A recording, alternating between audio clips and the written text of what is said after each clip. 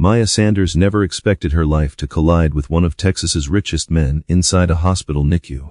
But when billionaire Leonard Vallace discovers her sleeping beside her critically ill baby, everything spirals into chaos. The child might be his late son's heir, and in seconds, Mia becomes the center of a battle she never asked for. Maya Sanders never imagined her life would cross paths with one of the most powerful men in Texas, let alone inside a hospital where she barely had the strength to stay awake. For weeks she had been juggling double shifts, scrubbing floors at the Vallace estate during the day and rushing straight to Dallas Central Children's Hospital every night. Her world had shrunk to two places, the mansion she cleaned and the pediatric wing where her newborn son fought for every breath.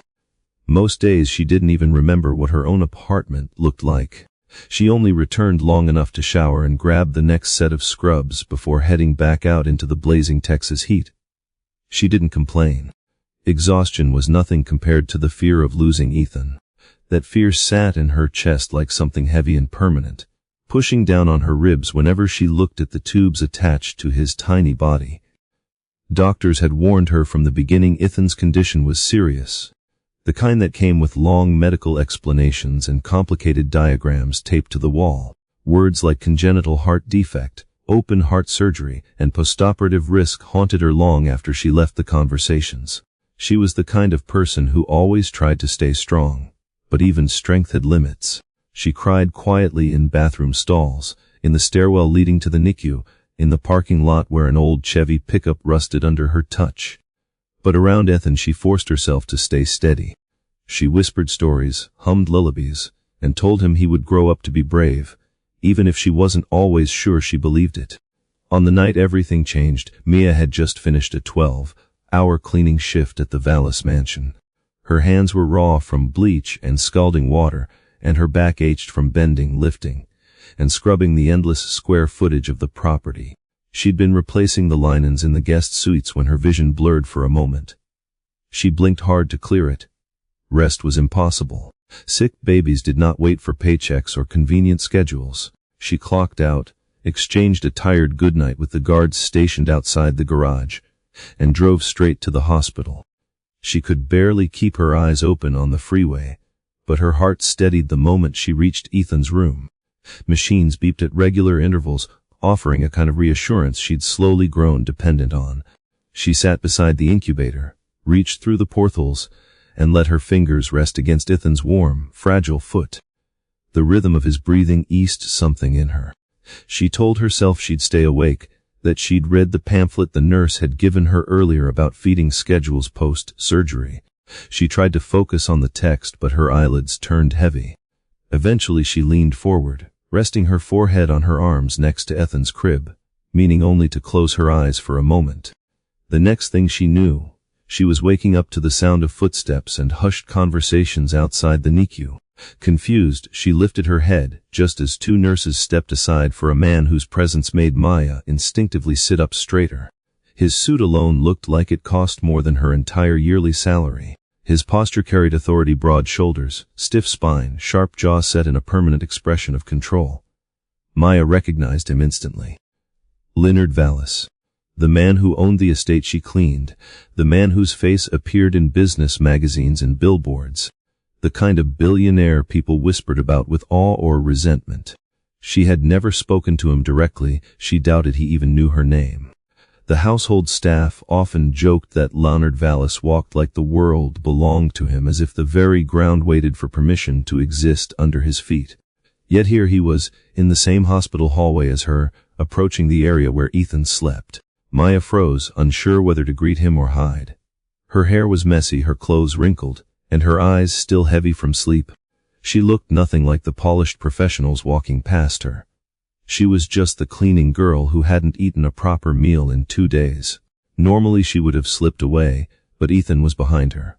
Leaving wasn't an option. Leonard didn't notice her at first. His expression was fixed on something else entirely, something deeper, almost haunted.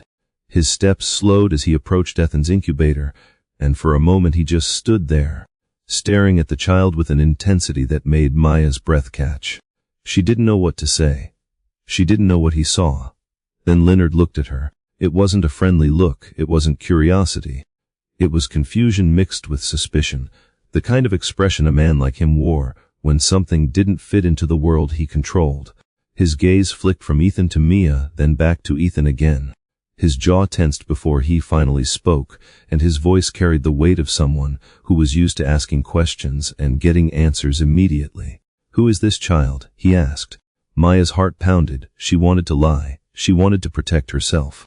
But the truth had a way of pushing to the surface, especially when fear sat so close to love. "He's my son," she said softly.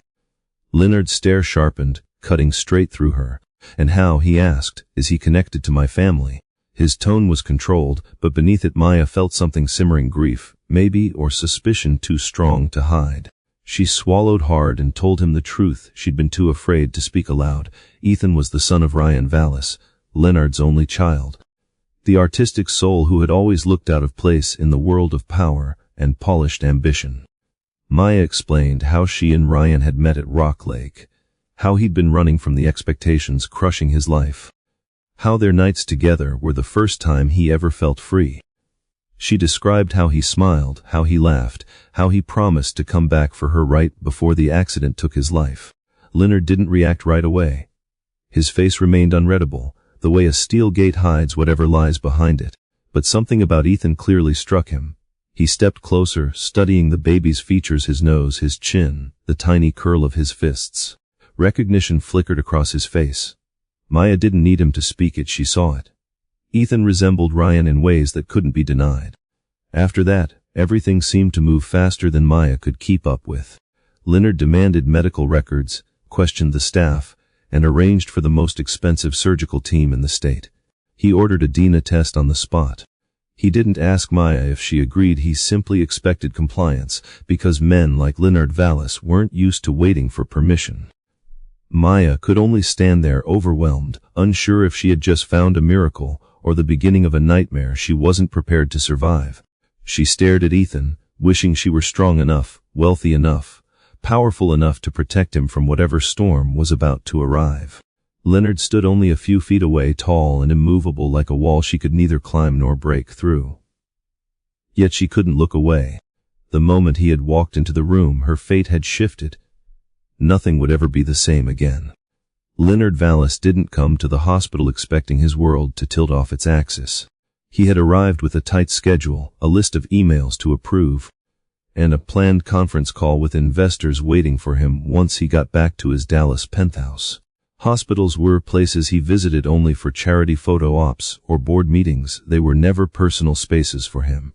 Yet as soon as his eyes landed on the infant in the incubator, the infant the nurses insisted belonged to the woman who cleaned his estate, Leonard felt something shift, something he couldn't explain even to himself. The child had a faint, familiar curl to his hair and a sharpness to his nose that tugged at memories of his late son Ryan.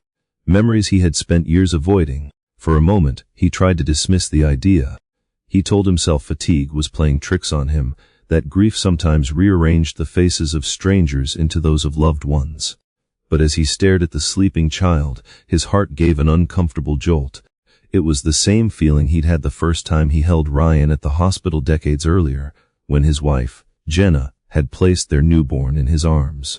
Back then, he had been too focused on business expansions to savor it, too eager to return to the office or answer a buzzing phone. Now, confronted with a helpless infant whose life hung in the balance, he realized how much he had missed, how much he had lost. He turned toward Maya, who stood beside the incubator with a look of raw exhaustion mixed with fear. Her presence only deepened his confusion. She wasn't someone who belonged in the orbit of the elite Vallace family. Her clothes were worn, her hands showed marks from years of hard labor, and her posture revealed she wasn't accustomed to being questioned by powerful people. Yet she held herself with a quiet determination that made Leonard pause. This woman had fought to keep her child alive with nothing but stubbornness and heart. But why had she never come forward? Why had she never tried to reach out after Ryan's death? Leonard's voice came out colder than intended when he asked her how the child was connected to his family. He spoke like a man used to being deceived, a man whose wealth often attracted manipulation. In his mind, he prepared himself for some story about a mistake, a coincidence, a misunderstanding. But Maya's answer was something else entirely. She explained that Ryan had met her long before his fatal accident, that they had shared a relationship hidden from the world, that he had confided in her something he had never done with his father, and that Ethan was the result of that bond. Every word she said clashed with the version of Ryan Leonard had constructed in his head. He had always believed his son was content with the life prepared for him. He assumed Ryan accepted the path laid out: business school, partnerships, eventual control of the Vallace empire. Hearing that Ryan had been suffocating under the weight of those expectations reopened a wound Leonard hadn't realized was still raw. He wanted to argue, he wanted to deny it. But deep down he knew Maya was telling the truth. Ryan had always been gentle, artistic, and eager to escape the world of boardrooms and contracts. Leonard had dismissed those traits as weaknesses, when they were really the parts of Ryan that made him human. The thought that Ryan had died feeling trapped gnawed at Leonard. He stepped away from the incubator and gripped the railing of a nearby crib, as if anchoring himself. He asked Maya to repeat certain details of her story: where they met, what they talked about, why Ryan never introduced her. Each answer stabbed a little deeper. Maya described Ryan's dreams of painting, traveling, and breaking free of the expectations that suffocated him. She spoke with a tenderness Leonard hadn't heard in years, a tenderness he himself had never given his son. Her voice shook when she described how Ryan had promised to return to her the night he died. How he had been planning to tell Leonard the truth, to confront him, to choose his own life over the empire waiting for him. Leonard swallowed hard. His throat felt tight, his chest heavier than usual. He wasn't used to vulnerability, not from himself, not from others. Yet the reality that he had pushed Ryan so far away that he sought comfort in a stranger made everything around him ache. He couldn't bring back his son. He couldn't undo decades of distance. But he could face the potential truth right in front of him. He asked for Ethan's medical records, ignoring the startled looks from the nurses. He demanded the best cardiovascular surgeon in the region. He instructed the hospital administrator to prepare for a private evaluation of the infant's DNA. Maya watched everything unfold with a kind of stunned disbelief. She had never seen someone command a room the way Leonard did. Even the hospital director, a man who oversaw thousands of staff members, seemed to shrink under Leonard's presence. But power came with fear, and Maya felt that fear tighten around her as Leonard continued to take control. She didn't know if he was trying to help, or if he was preparing to take Ethan from her. She didn't understand his true intentions, and that uncertainty made her pulse quicken. She'd spent her life being overlooked, forgotten, or dismissed. To suddenly become the focus of a billionaire's scrutiny was overwhelming. Leonard, meanwhile, was wrestling with a different set of fears. If the child was truly Ryan's, he couldn't allow him to suffer. He couldn't lose his grandson the way he had lost his son. The idea of Ethan's tiny heart struggling to keep him alive hit Leonard harder than he expected. He had once believed business decisions were the hardest choices he would ever make. But this, standing in a hospital room beside a fragile infant who might share his blood, this was far more terrifying. He glanced at Mia again, observing the worry etched into her features.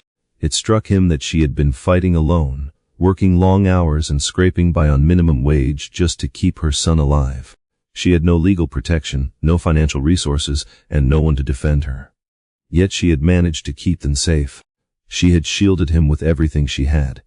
That strength left an impression on Leonard. He had surrounded himself with people who followed him for money, power, or opportunity. But here stood a woman whose entire world fit into the space of an incubator, and she wasn't afraid to stand her ground. Leonard finally spoke again, his voice low, controlled, almost too steady. He informed Maya that he would pay for the surgery and that a private team would arrive shortly. He didn't ask for approval. He didn't explain his reasons. He simply made it clear that decisions were now set in motion, and he would not allow anything or anyone to jeopardize the child's chance at survival. And just like that, Maya realized her life had shifted. The world she knew, the world of exhaustion, long hours, and quiet desperation, had collided with the world of wealth, power, and impossible choices. She didn't know where this sudden collision would lead. But one truth hovered in her mind. Nothing would ever return to the way it was before. Maya had always been cautious around authority figures, but being surrounded by doctors, administrators, And a billionaire who seemed to control the entire building with a few sharp commands pushed her anxiety to a level she'd never known before.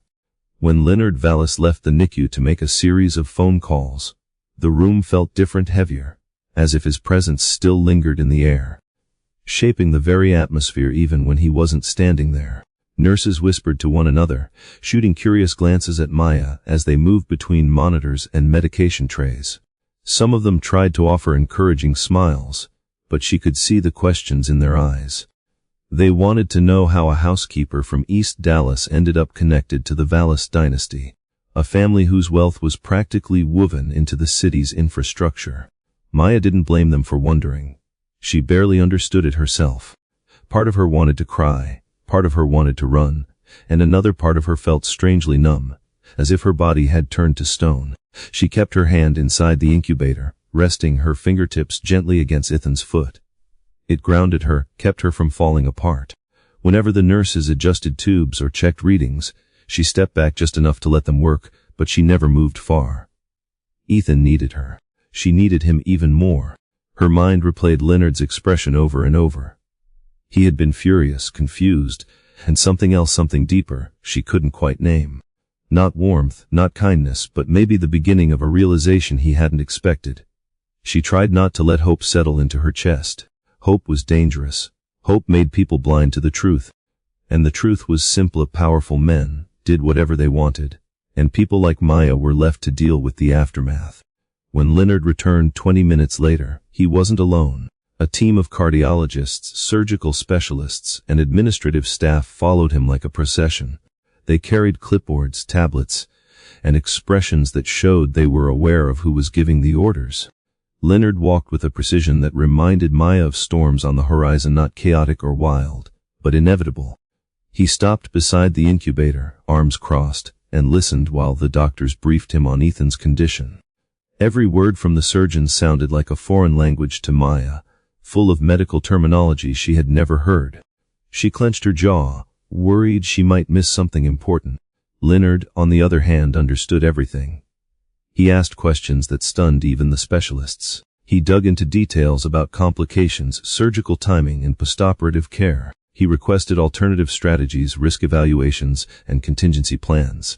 It was the kind of interrogation that revealed why people feared him in the business world. The man didn't accept uncertainty. He didn't tolerate hesitations. If the experts didn't have answers, he demanded they find them. Maya watched all of it with a strange mixture of awe and apprehension. The power of his voice moved people. It opened doors. It summoned resources. It shook an entire hospital into action. She realized that if Leonard wanted to protect Ethan, he could move mountains for him. But if he wanted to take Ethan away, she would have no chance of stopping him. When the doctors stepped aside, Leonard looked directly at Maya. His gaze held none of the softness parents sometimes had around sick children. It was sharp, evaluating, the look of a man trying to make sense of a puzzle he never wanted to solve. "Your son needs surgery within days," he said, "hours if his numbers drop. Waiting is not an option." "I know," Maya whispered, "but I don't have." "You don't need to pay," he cut in. "I will handle everything." Her breath hitched. The words sounded too big, too heavy, too life-changing to accept easily. She wanted to thank him, but gratitude mixed with fear in a way that made her throat tighten. Before she could respond, Leonard continued. "But we need answers. I need confirmation before decisions are made.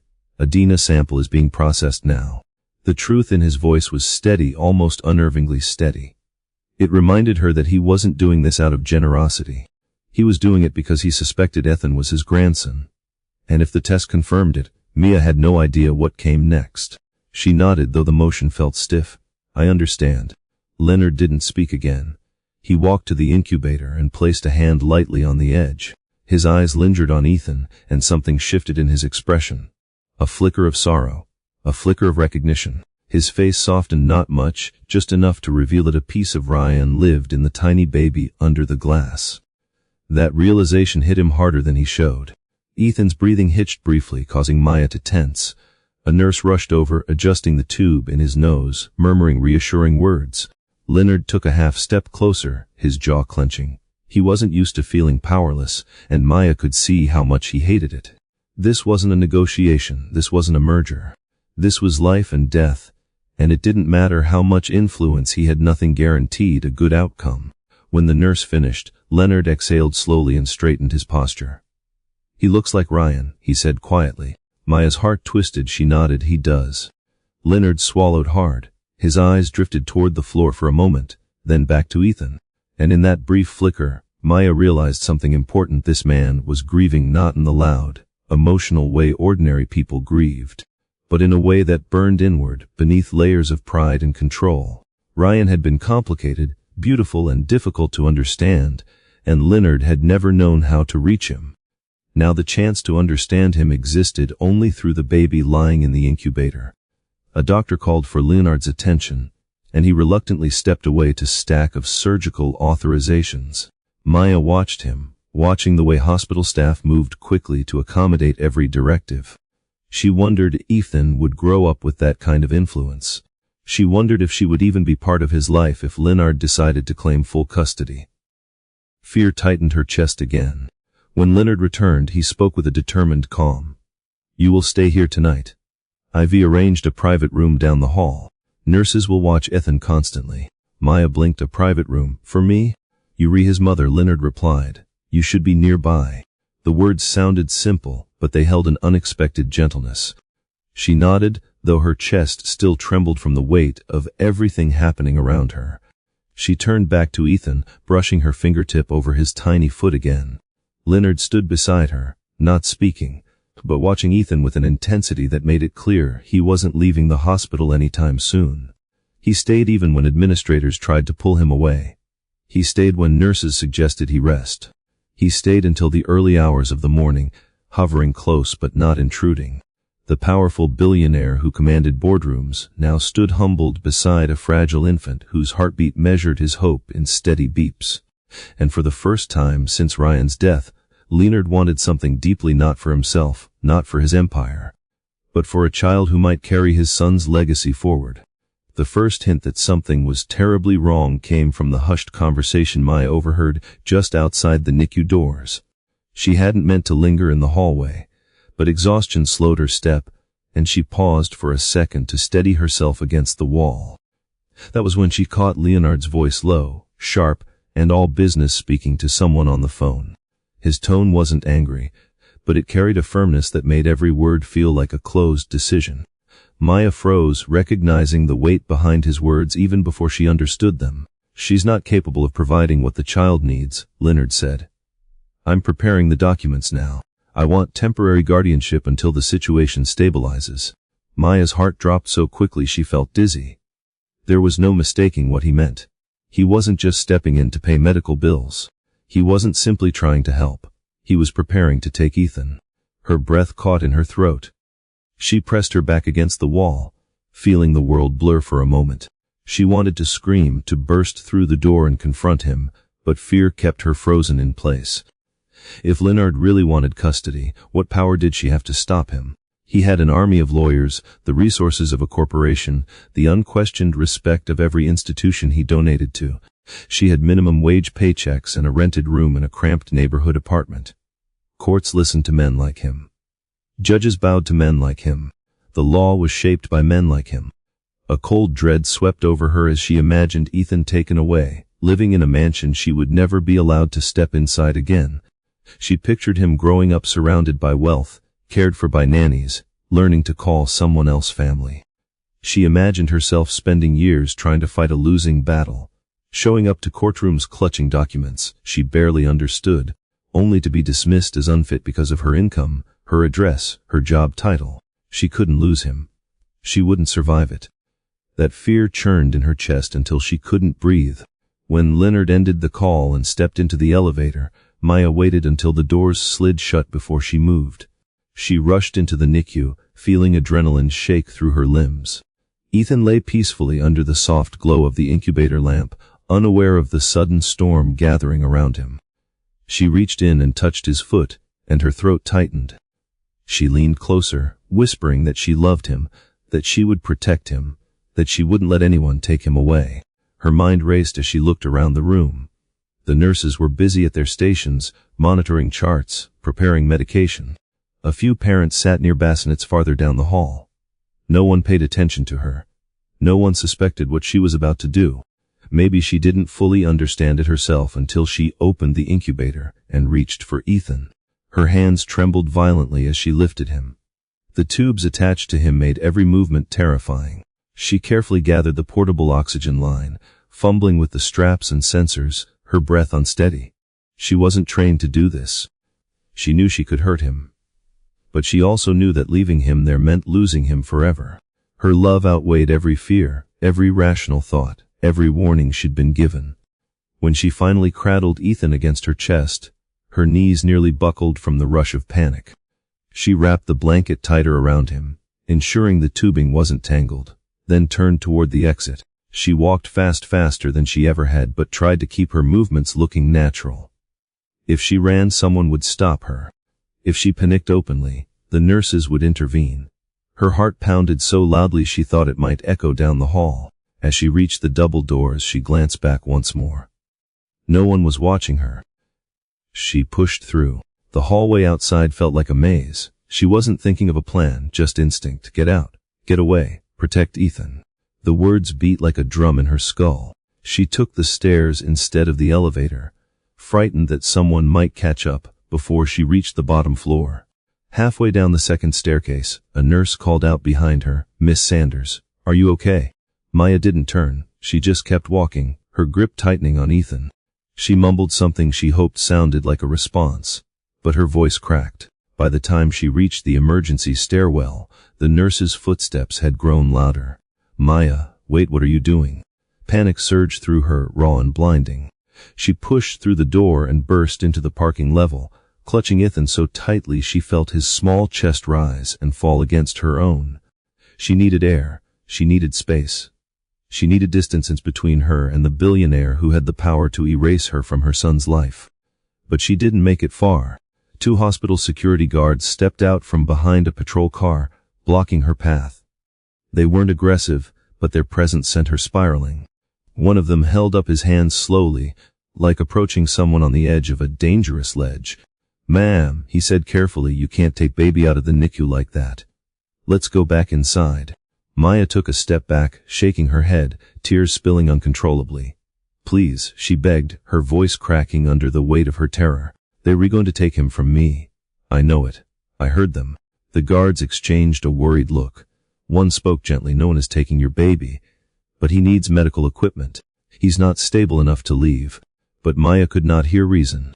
Her mind was flooded with the image of Leonard signing papers, of Ethan being carried away by strangers in perfectly pressed suits.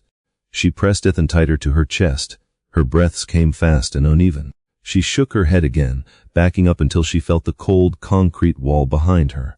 "I won't let them take him," she whispered. "He's all I have." Out of the corner of her eye, she saw movement at the stairwell door. Leonard. He stepped into the parking level, his face drawn, tight, and startled. He looked at Maya, at the baby, at the guards, and something fierce flashed in his expression. He didn't shout. He didn't demand. He approached slowly, controlled, careful not to scare her further. "Maya," he said softly, "I wasn't trying to take him from you. You were," she choked out. "I heard you." Leonard exhaled and stepped closer. Regret flickered over his face, not something he showed often. "I was trying to protect him," he said. "I wasn't sure you could handle everything alone. But I should have spoken to you first." The guards stepped aside as Leonard approached. Maya's tears were falling hard now. She wanted to believe him. She wanted someone to help her. But fear had built a cage around her heart, and she couldn't find a way out. Leonard reached her, but he didn't touch her. He simply looked at Ethan, really looked.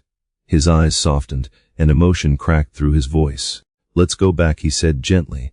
"We'll figure this out together." For the first time, Maya hesitated. And in that hesitation, the path of both their lives began to change. After the terrifying moment in the parking level, hospital staff escorted Maya back to the NICU. She walked slowly, still trembling, holding Ethan as carefully as she could until a nurse helped settle him back into the incubator. Several doctors rushed to check his vital signs and adjust his oxygen levels. Maya stood frozen near the wall, her hands shaking uncontrollably as she watched them work. She feared she had put him in more danger than Leonard ever could have. The guilt made her chest ache. She wiped at the tears running down her face, feeling small under the bright fluorescent lights, that revealed every flaw, every fear, every moment of desperation that had pushed her toward an impossible decision. Leonard remained a few feet away, arms crossed tightly, watching the medical staff with an expression that bordered on agony. The guards had stepped back, giving space, but their presence lingered. Leonard wasn't accustomed to losing control of situations. He wasn't accustomed to emotions that couldn't be managed through contracts or strategy. Seeing Maya clutching Ethan as if her life depended on it, seeing the raw terror on her face, stirred something deep in him that he had spent years burying. He didn't know if it was guilt, regret, or the old ache of losing Ryan, but he felt it like a bruise pressing against old memories. As the doctors confirmed Ethan was stable, Maya finally let out a shaky breath. She moved closer to the incubator and placed a hand over the glass. Her fingers trembled as she whispered a promise to her son. She didn't hear the footsteps behind her until Leonard spoke. "You could have injured him," he said, his voice softer than she expected but still heavy with concern. "I know," Maya whispered, tears forming again. I thought you were going to take him from me. I heard you talking about paperwork." "I heard everything." Leonard exhaled slowly, rubbing the back of his neck. He didn't deny it. "I was exploring legal options," he admitted. "Not to punish you, not to steal him, but because I didn't know the full situation. I needed to protect him, and I thought you might need help." "Help?" She laughed weakly, shaking her head. "That's not what it sounded like. You said I wasn't capable." His jaw tightened. "I misspoke.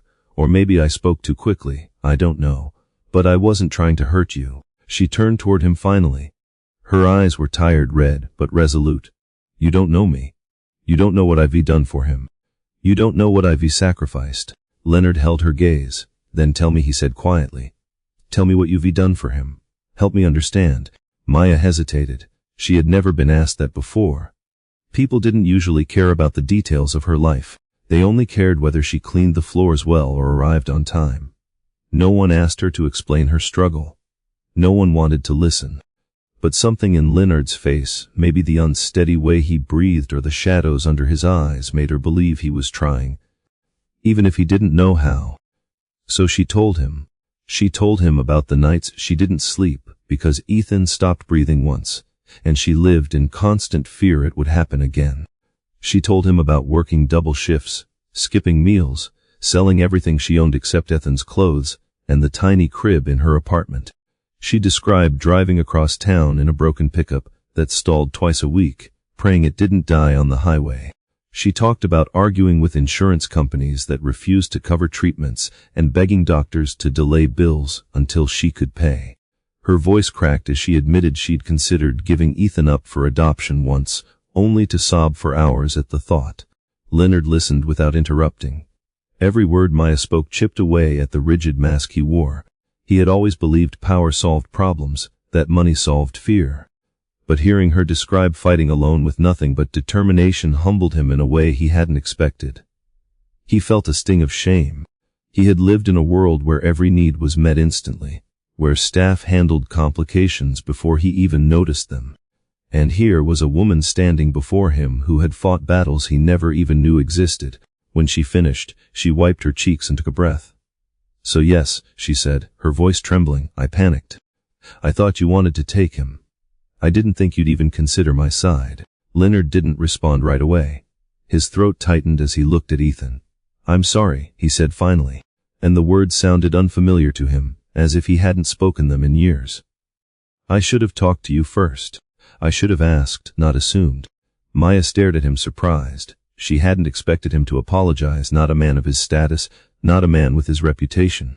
She nodded slowly, still cautious, but the tension between them lightened by a fraction. A nurse stepped over. "Mrs. Sanders, would you like to sit? You look like you're about to faint." Maya blinked. "I'm fine." "No," Leonard interjected. "She needs a chair." He gestured sharply. The nurse nodded and returned with one. Leonard's tone wasn't rude, but it carried authority, and Maya didn't fight it. She sank into the chair with a long, wary exhale. Leonard moved closer to Ethan's incubator, placing a hand gently on the side. He stared at the baby with a mixture of awe and heartbreak. "He really does look like Ryan," he murmured, almost to himself. Maya nodded. Ryan loved him before he even knew if Ethan existed. Leonard closed his eyes for a moment. He swallowed hard, and when he spoke again, his voice was rougher. I wish he'd told me, he said. I wish I'd known how unhappy he was. Maya hesitated. Ryan didn't hate you, she said gently. He just didn't know how to talk to you. Those words hit him like a blow. He didn't respond, but the pain in his expression spoke for him. Over the next hour, tension slowly shifted. Doctors discussed Ethan's next steps. Nurses adjusted medications. Leonard made arrangements for a private cardiac specialist to be flown in. Maya listened, quiet but present. She still didn't trust the situation completely. But for the first time, she didn't feel like Leonard was her enemy. Leonard approached her again. The DNA test results will be ready within a few days, he said. Until then, I'm not making any decisions without speaking to you first. Maya nodded, her posture softening slightly. Thank you. He looked at Ethan once more. I want him safe, he said. But I also want to do this the right way. She let out a slow breath, one she felt she'd been holding all day. For the first time since hearing his phone call, she didn't feel an immediate urge to run. Leonard wasn't perfect. He was controlling, intense, and too used to being obeyed without question. But he had shown something she didn't expect, her the ability to reconsider, to listen, to care. It wasn't trust yet, but it was the first fragile step towards something that might change both their lives. The hospital stabilized into a cautious rhythm over the next 24 hours. Ethan's monitors beeped steadily, doctors checked on him frequently, and nurses moved with practiced precision. But beneath that routine, an undercurrent of tension followed Maya everywhere. She couldn't relax. She couldn't even sit still for long. Each time she closed her eyes, she relived the moment she had run with Ethan in her arms, the fear choking her like a knot she couldn't untangle. Even when nurses reassured her he was stable, her heart beat unevenly, always waiting for something terrible to happen. Leonard stayed longer than anyone expected. Hospital administrators offered him a private consultation room to rest, but he refused.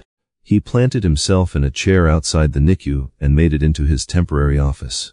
Assistants came and went, delivering documents, tablets, and coffee. He signed contracts, approved budgets, even handled a negotiation call with investors from the hallway. But every few minutes he stood and walked to the NICU window to check on Ethan, as if reassuring himself the baby was still there. Maya wasn't sure what to make of it. She didn't trust easily, especially not a man with the power to shape or destroy her future with a single decision. But she noticed something she hadn't expected from him: patience. He didn't pressure her. He didn't lecture her for what happened in the parking level.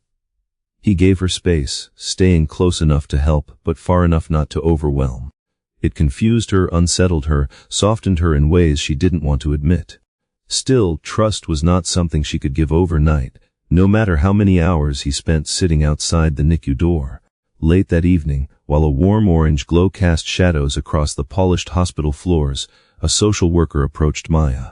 She was polite, gentle, and soft-spoken, the kind of woman who dedicated her life to helping families through crisis. But when she sat down across from Maya and pulled out a clipboard, Maya's stomach tightened.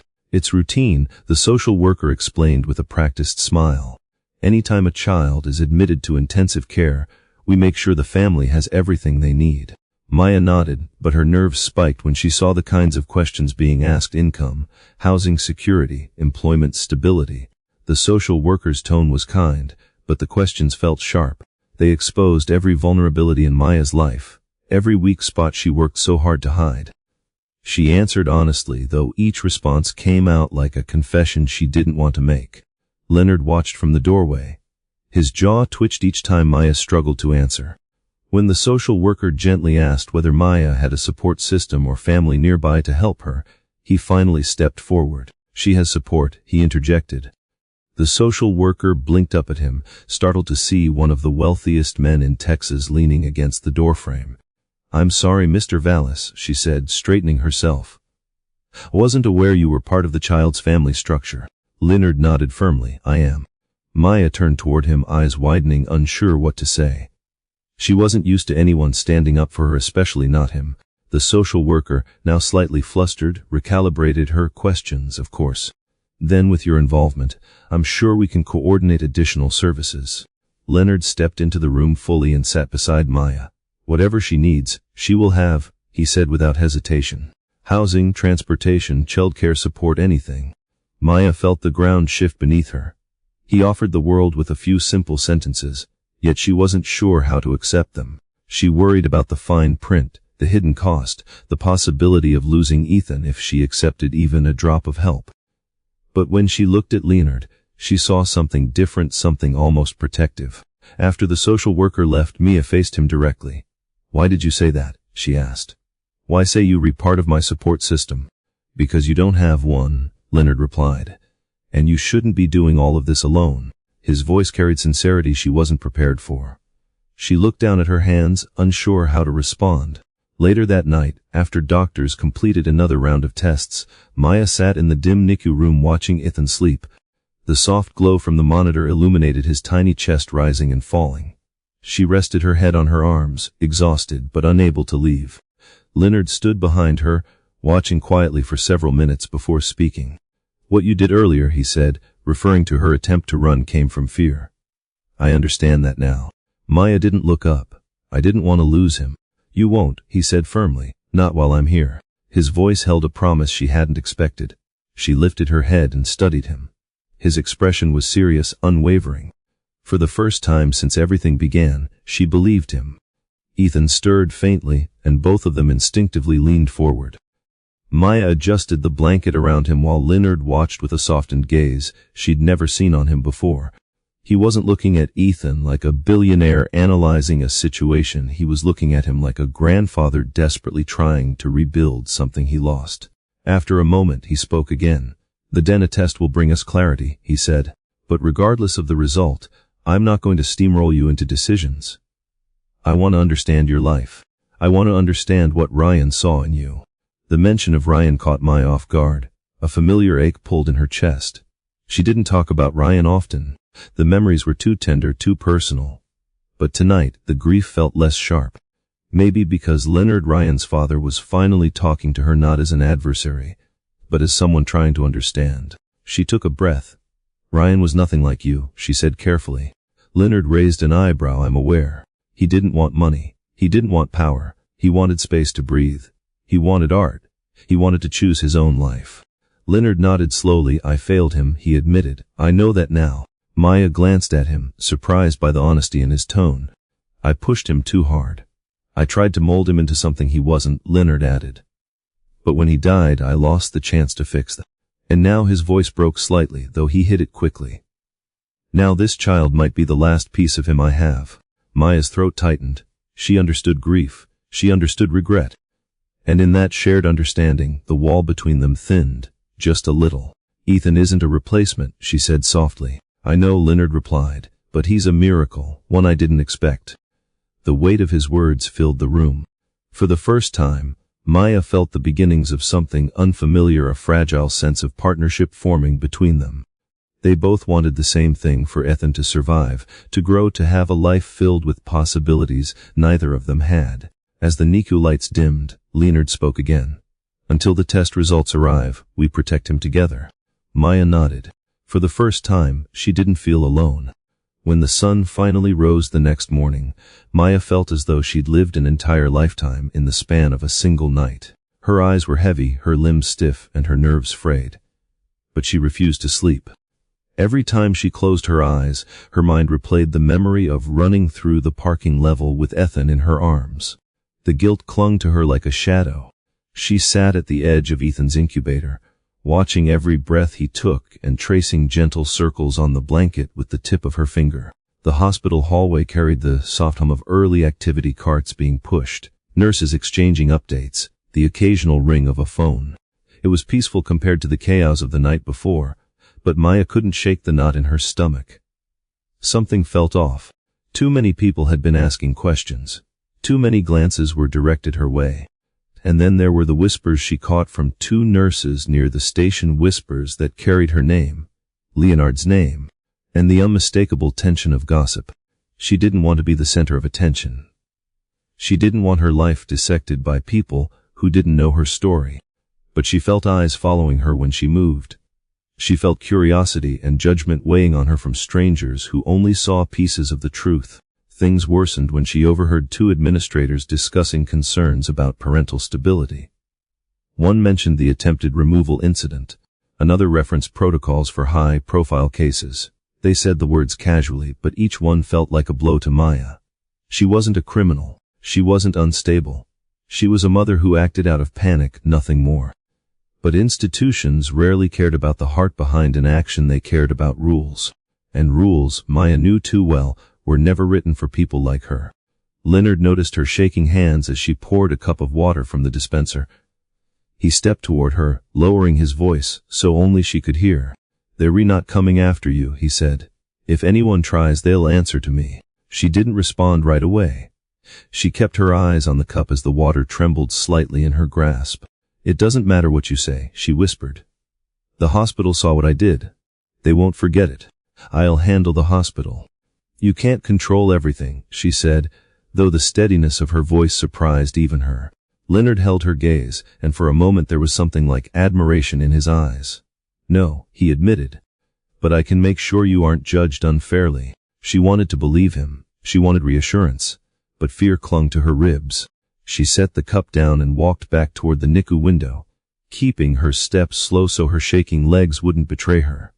Not long after, the head nurse approached with a hesitant expression. "Maya, there are some people who need to speak with you." Her breath faltered. "Who?" "Hospital compliance and legal." Maya's pulse spiked. "Legal." She looked instinctively toward Leonard, but before he could step forward, the nurse added, "Not Mayor Vallace's attorneys, ours." Leonard's jaw tightened immediately. Maya felt her lungs curl in on themselves. Two officials waited for her in the small consultation room down the hall. One was a hospital attorney, the other part of the risk management team. They didn't raise their voices or point fingers. Their tones were calm, professional, but that somehow made it worse. They spoke in careful terms: liability, safety protocol, unauthorized removal of a patient. Each phrase had a clinical coldness that stripped away the humanity of what she'd felt. "We understand you were emotionally distressed," the attorney said. "But we must document what occurred for the safety of the child and our staff." She tried to explain. She tried to make them see her heart, her fear, her desperation. But the more she spoke, the more she felt like she was sinking deeper. The officials scribbled notes, nodded politely, and asked questions that made her feel like she was being dissected instead of understood. When they left, Mia sat at the small table with her hands covering her face. She didn't cry. She was too drained for tears. Her body simply felt hollow, like everything inside her had evaporated. Leonard entered the room just moments later. He didn't knock, didn't hesitate. He closed the door behind him, his expression sharp. "What did they say?" he demanded. Mia shook her head. "It's fine." "It's not." He stepped in front of her. "Look at me." Reluctantly, she lifted her gaze. "Tell me what they said." She swallowed hard. "They're refiling a report." His eyes darkened. "Of course they are. They have to," she whispered. "I broke the rules." "I don't care about their rules." "You don't have to," she said, her voice barely audible. "But I do." For the first time since he'd walked into the hospital, Leonard didn't have a solution ready. He didn't have a command or a plan or a lawyer to call in that instant. He simply stared at her, realizing something for the first time: Maya's vulnerabilities weren't temporary inconveniences. They were the reality she lived in every day. A reality his wealth had shielded him from his entire life. He lowered his voice. "You're not alone in this anymore." But before she could respond, a knock sounded on the door. The head nurse poked her head inside. "I'm sorry to interrupt, but Maya, there's someone here asking for you." Maya frowned. "Who?" "A man. He says his name is Jack Mendoza." Maya's blood iced instantly. Leonard's expression sharpened with suspicion. Jack Mendoza stepped into view behind the nurse, a wiry man with a crooked grin and eyes that glittered with manipulation. Maya's heart dropped straight into her feet. No. It couldn't be. Not him. The nurse stepped aside, unaware of the danger in the air. Jack leaned against the doorway with casual arrogance, hands tucked into the pockets of his tattered jacket. "Well," he said with a smirk, "look who's trying to play Mother of the Year." Leonard froze. Maya went pale. Everything inside her screamed. Because this was the moment she had feared since the day Jack had walked out of her life, and now he was back, ready to ignite the chaos she'd barely escaped from. Jack Mendoza walked into the hospital corridor like a man who had never faced a consequence in his life. His boots were scuffed, his jacket wrinkled, and his breath carried the unmistakable bite of cheap liquor. But what struck Maya wasn't his appearance, it was the smile. That smug, crooked grin she had hoped never to see again. The grin of a man who thrived on chaos and fed on the fear of others. Leonard straightened, instinctively placing himself half a step in front of Maya, like a shield. Jack raised his eyebrows, amused by the posture. Well, he drawled, eyeing Leonard up and down. Looks like you finally found yourself a sponsor, sweetheart. Maya felt heat rush to her cheeks, not from shame, but from anger. Jack, what are you doing here? He smirked. Came to check in on my kid. That's allowed, right? He made a show of looking around. Hospitals are public buildings. Unless the rich folks here own the place too. Leonard's expression hardened. Your child. Jack shrugged, stepping further inside as if he belonged there. Yeah, the baby. Heard he's sick. Figured it was time I show some fatherly concern. Maya's stomach twisted. Don't pretend you care, you never cared. You left before Ethan was even born. Jack waved a hand dismissively. Details.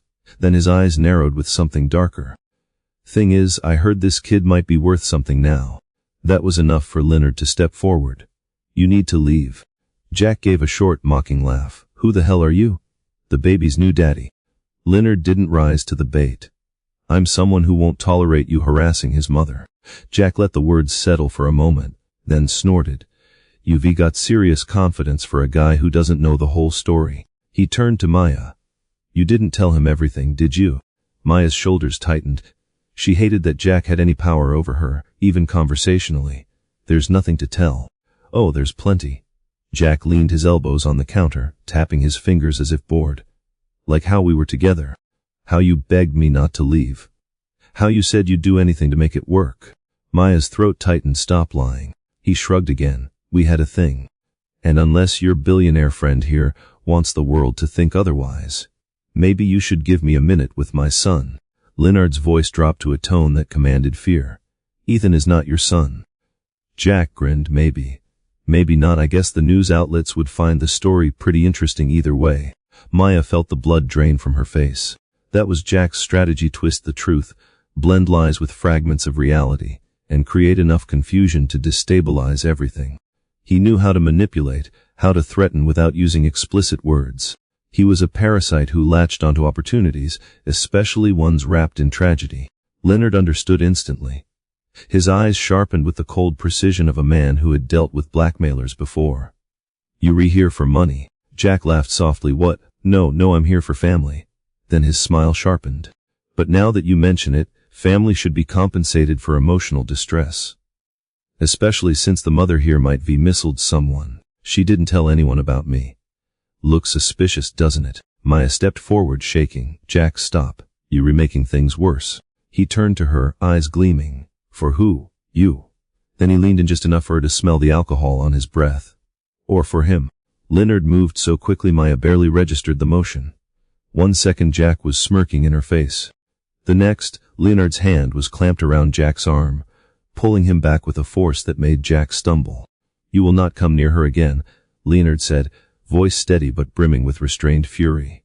And you will not go near my grandson. Jack's expression flashed with something like triumph.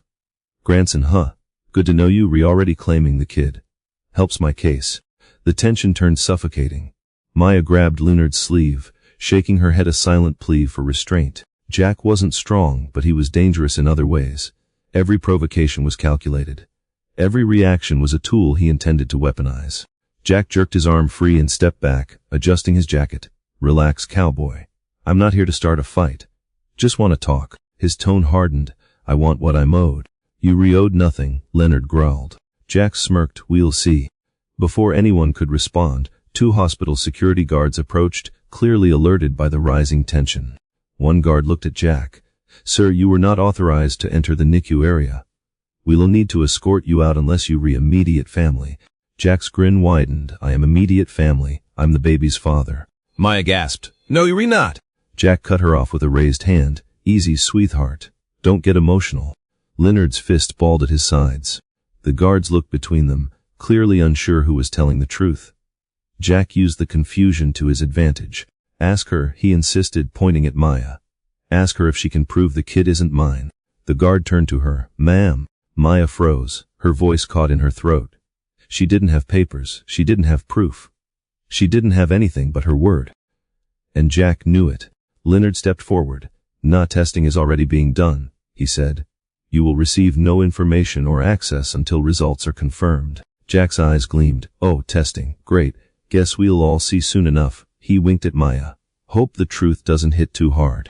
Leonard took a threatening step forward, but Maya's hand grabbed his arm again, grounding him. "The guards finally acted, sir," one said firmly to Jack. "You need to leave the floor. Now." Jack backed away, hands raised as if he were the victim. Fine, but I'm not going far. I've got rights." As he walked backward toward the elevator, he gave Maya one last smirk. "This isn't over," he mouthed.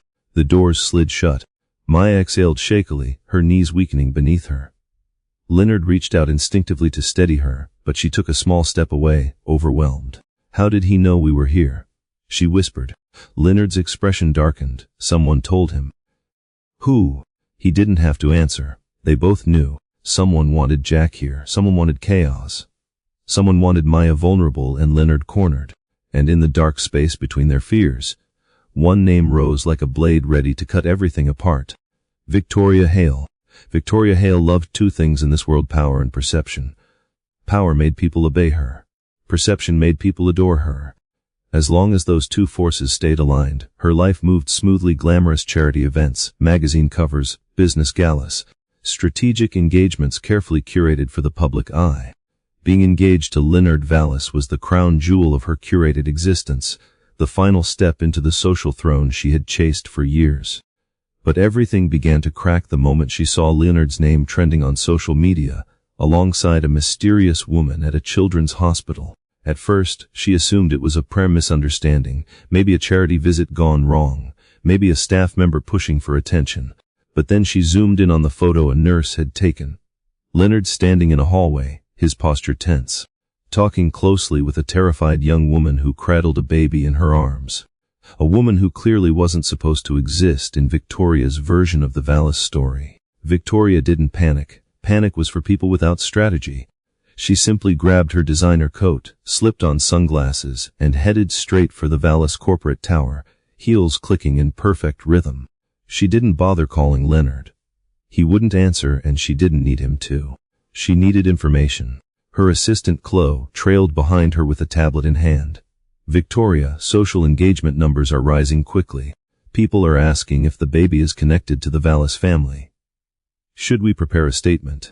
"No," Victoria said sharply. "Not until we know the truth." By truth, she meant whatever version she intended to use. When she reached Leonard's office, she didn't sit. She paced. Control required motion. Stillness exposed anxiety, and she refused to look anxious. She had worked too hard for too long to be threatened by some girl whose life was clearly held together with cheap fabric and desperation. "Chloe, who is she?" Victoria asked. "We're still gathering details," Chloe answered. "But there's a name, Mia Sanders. Works for the cleaning company contracted to the estate." Victoria stopped pacing. "A housekeeper?" "Yes." Victoria's lips parted in a slow, incredulous smile. "Leonard, what have you done?" But the deeper worry cut beneath the surface. This wasn't just some random scandal. This could be lineage. This could be inheritance. This could be the unraveling of everything she had positioned herself for. She needed to act quickly. First, she contacted one of her information sources, a gossip, hungry hospital volunteer named Sheila who owed Victoria several favors. Within minutes, Sheila provided up to Tess, how Maya had run with the baby, how security had intervened, how Leonard had jumped in like a protective guardian. Victoria listened carefully, her jaw tightening with each detail. "He protected her," Victoria repeated, voice low. "Like she was family," Sheila whispered. "That was unacceptable.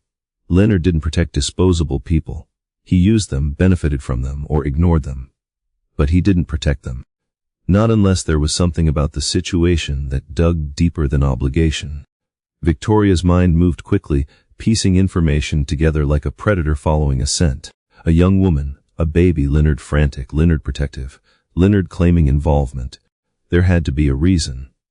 And that reason was almost certainly written in blood. She paused. "Sheila, what's wrong with the baby?" "He's very sick," Sheila said. "Heart condition. The doctors." "And the father?" Victoria cut in. "That's the part everyone's whispering about," Sheila said dramatically. "Some say he's the child of Leonard's late son." Victoria's heart stopped. Then she smiled. A baby born from Leonard Vallace would ruin everything. The estate, the inheritance, the engagement, her influence, all of it. She ended the call with icy calm. "Chloe," she said, "cancel my meetings. I'll be at the hospital." Victoria arrived at the hospital hours later, not through the public entrance but through a private back corridor Sheila had arranged. She walked with purpose, her heels echoing lightly on the polished floor, her posture straight as a blade.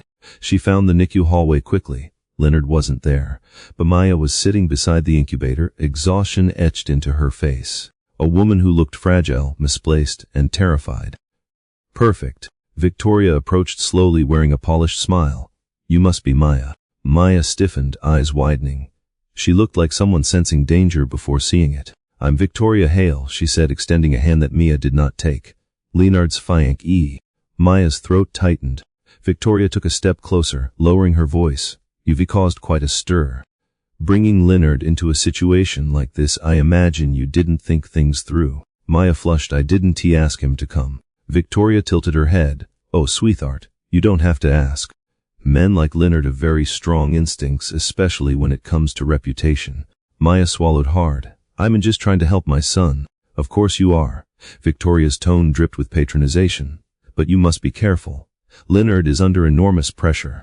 Anything that threatens his stability, well, it tends to disappear." Maya tensed. Victoria leaned closer, dropping the smile. "If this gets messy, you will not win. You don't have the background, the resources, or the influence." Before Maya could respond, Leonard rounded the corner. His expression changed instantly. He strode toward them, positioning himself subtly between Victoria and Maya. "What are you doing here?" he asked sharply. Victoria's smile returned. "Darling, I came to support you." "I don't need support," Leonard said coldly. "Not from you." Her gaze flicked between Leonard and Maya, analyzing the unspoken loyalty forming between them. Then she softened her voice. "I'm only trying to protect the family." Leonard's jaw tightened. "This isn't your concern." Victoria's smile faltered, but only briefly. She recovered quickly, stepping back with carefully calculated grace. "Fine," she said. "But you should know people are talking. And Jack Mendoza is talking even more." Leonard froze. "How do you know about him?" Victoria gave an elegant shrug. "I know everything I need to." She moved toward the elevator, pausing just long enough to toss one more line over her shoulder. "Fix this, Leonard, before the wrong person decides how the story ends." When she disappeared behind the elevator doors, Maya let out a shaky breath. Leonard didn't look at her at first.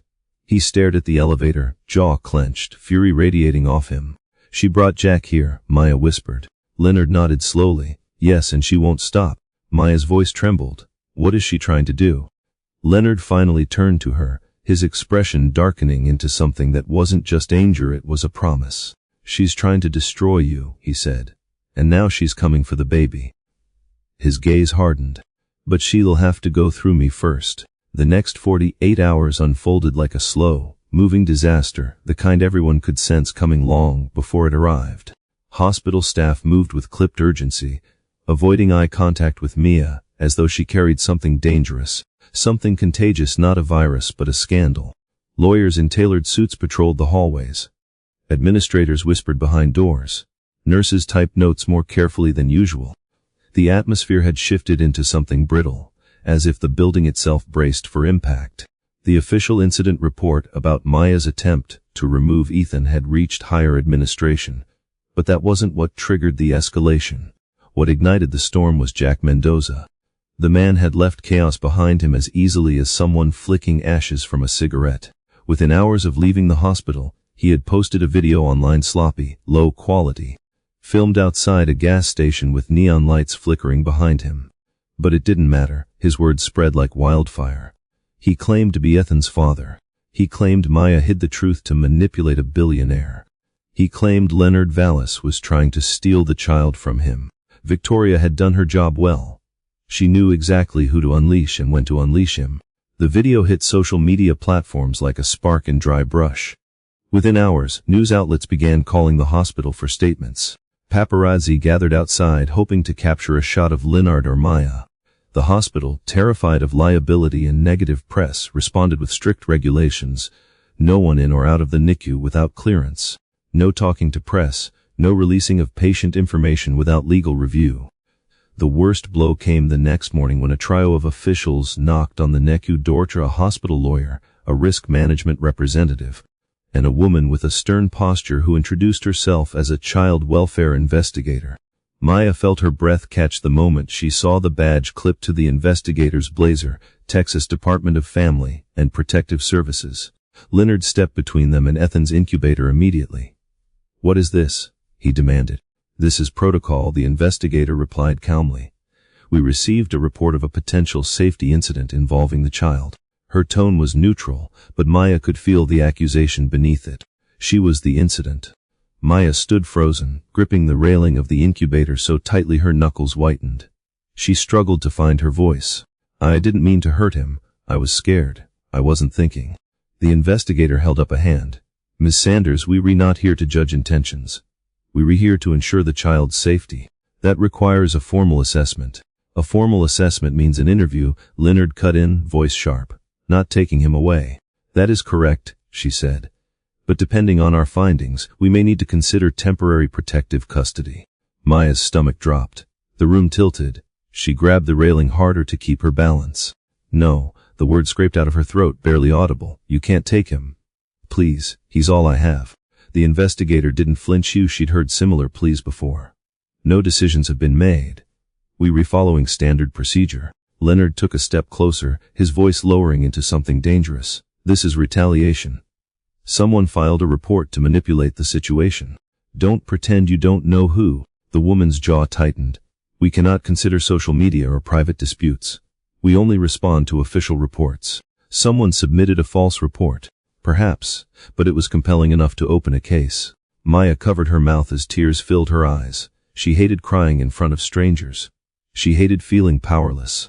But the idea of losing Ethan destroyed every barrier she tried to hold together. Leonard placed a hand on her shoulder, steady but gentle. "They were not taking him," he whispered. She wanted to believe him, but Jack's smirking face intruded in her mind. The investigator continued, "Ms. Sanders, we'll need to speak privately. Then we'll speak with Mr. Vallace." "Why?" Leonard asked. "Because there is concern that this child is in the middle of a custody dispute. Both of you are involved." Leonard looked like he was holding back the urge to throw something. "This is ridiculous. Jack Mendoza is lying." "With respect," she said, "you are not the child's father either. At least not legally. DNA results haven't been confirmed." The words stabbed both of them. Leonard clenched his fists. "We were waiting for the results. Until then," she said firmly, "our job is to ensure the child is safe from instability, conflict, and potential harm. That includes preventing flight risk." Maya flinched. They saw her as a risk. She finally found her voice, thin and trembling. "I'm not running again. I swear. I was scared." The investigator nodded sympathetically. "I hear you. But we need to verify everything through the proper process." She stepped toward Maya. "Let's go to a private room to talk." Leonard instinctively moved to follow. "Mr. Vallace," the investigator said sharply, "you cannot be present for Ms. Sanders' interview, nor for the review of your own involvement. This must be done separately." Leonard's jaw flexed as though he was grinding his teeth. He looked at Maya, silently asking if she was okay. She wasn't, not even close, but she nodded anyway. When she followed the investigator out of the NICU, it felt as if she were being led to a courtroom instead of a meeting room. Her legs shook the entire walk. The interview was brutal. "What is your financial situation? Do you have stable housing? Any history of substance abuse? Have you ever been in a relationship with Jack Mendoza? Did he ever claim the baby before now? Did you remove your child from NICU without authorization? Has Mr. Vallace exerted pressure on you in any way? Do you feel capable of caring for your child alone? What is your plan if Ethan requires months of treatment?" Maya answered everything honestly. She didn't lie, didn't dodge. She didn't sugarcoat her struggles. But the truth sounded so raw, so small, so fragile, laid bare like that. She could feel how easily someone could turn it against her. When the interview ended, she felt wrung out, like her entire life had been opened, examined, and judged in under an hour. Meanwhile, down the hall, Leonard faced his own interrogation. "Why are you involved? What is your relationship to the mother? Do you have intentions of seeking custody? Have you financially pressured Ms. Sanders? Are you aware of accusations made against you by Mr. Mendoza? Are you prepared to accept legal responsibility if the child is determined to be your grandson? Leonard answered bluntly, without hesitation, without fear but not without anger. His voice carried the controlled fury of a man used to commanding rooms, not being cross-examined in them. After hours of questioning, the investigator brought them back into the NICU. Her expression was unreadable. For now, she said, Ethan will remain here under hospital supervision. But we are recommending temporary protective oversight. Maya felt her knees weaken. Leonard stepped closer. What does that mean? It means, the investigator said, until the donor results arrive and the custody claims are clarified. Ethan must remain solely under the care of medical staff. Neither of you may remove him from the hospital or make major decisions without approval. Maya felt the world collapse inward. She gripped the incubator railing, desperate for air. Leonard's voice darkened. You retreating us like criminals. We retreating you like a high-risk dispute, she corrected. A child caught in the center must be protected. When she left, Mia stood trembling, staring at Ethan's tiny form. I've lost him, she whispered. No, Leonard said, stepping beside her. This is temporary. She shook her head. They think I'm unstable. They think I'm unfit. Leonard exhaled harshly. Someone orchestrated this. Someone who knows exactly what to target. Maya's eyes filled with dread. Victoria. He nodded. She wants to destroy everything, Maya said shakily. Leonard's voice dropped to a vow. Then she's about to learn what happens when she threatens my blood. Leonard Vallace had faced corporate sabotage, hostile takeovers, and legal threats from billionaires who could crush entire industries with a pen stroke. But nothing had ever ignited him with the kind of fury that burned through him now. Seeing Mia shaking beside Ethan's incubator, hearing her whisper that she'd lost her son, watching a state official reduce her to a list of vulnerabilities had awakened something primal in him. This wasn't negotiation, this wasn't business, this was war. And Leonard did not lose wars. He stepped out of the NICU, his strides sharp, controlled, but fueled by an anger that made hospital staff instinctively step aside. His assistant, Chase, had just arrived carrying a stack of documents, but barely had time to speak before Leonard barked, "Get me every lawyer available." Now. Chase blinked. Every sir, every lawyer. Yes, Leonard snapped. Family law, medical law, crisis private investigators, if they have a license and a backbone, I want them. Chase scrambled away. Leonard moved next to the administrator's office. He didn't knock, he pushed the door open. The chief administrator, Drew Whitford, looked up from her desk, startled. Mr. Vallace. In what world? Leonard began, voice low but razor sharp. Does an institution you heavily rely on for funding threaten to remove a child from his mother without verified evidence? She straightened, trying to maintain authority. We follow state protocol. State protocol, he repeated, pacing to the window, has been weaponized by someone with malicious intent. We can't confirm that. I can. She hesitated. Mr. Vallace, this is not a corporate negotiation. We are dealing with child safety. Leonard turned, eyes cold. And you are dealing with the Vallace Foundation. The same foundation that funds 2 of your wings and half your pediatric equipment. For the first time, Whitford swallowed. A dangerous silence filled the room. Not the threatening kind, just the kind that marked the moment before someone important lost their patience entirely. Leonard stepped closer to her desk. I will not allow this institution to be manipulated by someone pushing a lie. And I will not let Maya be punished because a man with a criminal record decided to make a claim on a camera phone. She looked at him carefully. We re-obligated to respond to credible reports. And what exactly made his report credible? She faltered. The claim of biological connection. Leonard leaned forward. We are hours, days at most from DNA confirmation. That may be true, but until then, Leonard cut in harshly, the mother should not be treated like a criminal. Her eyes flicked away. He exhaled once, steadying himself. Doctor, I'm asking you to treat this case with the scrutiny it deserves. Don't let a manipulator and a jealous socialite dictate your decisions. Her eyes snapped back to him. Socialite. Leonard realized he had said too much. But it didn't matter. The truth was already out. Still, Whitford softened a little. Mr. Vallace, I understand your concerns. But child welfare is handled by the state, not the hospital. We have no authority to override their guidance. Leonard straightened. Then I will handle the state. Minutes later, Leonard was in a private consultation room, pacing while Chase connected a dozen attorneys through video call. Screens flickered to life family lawyers from Houston, crisis attorneys from New York, a price strategist from Los Angeles, a former judge from Austin. Leonard didn't wait. We were dealing with a target attempt to destabilize custody. I want every thread of Jack Mendoza's life pulled apart. Arrest records, employment, court history, witness statements, and anything connecting him to Victoria Hale. One attorney frowned. Victoria Hale, your fiancée. She is not my fiancée, Leonard said flatly. Not anymore. That got their attention. Another attorney spoke. Mr. Vallace, if what you re-suggesting is correct, this is a coordinated interference with a medical case. Possibly even fraud. It is, Leonard said, and I want you to treat it as such.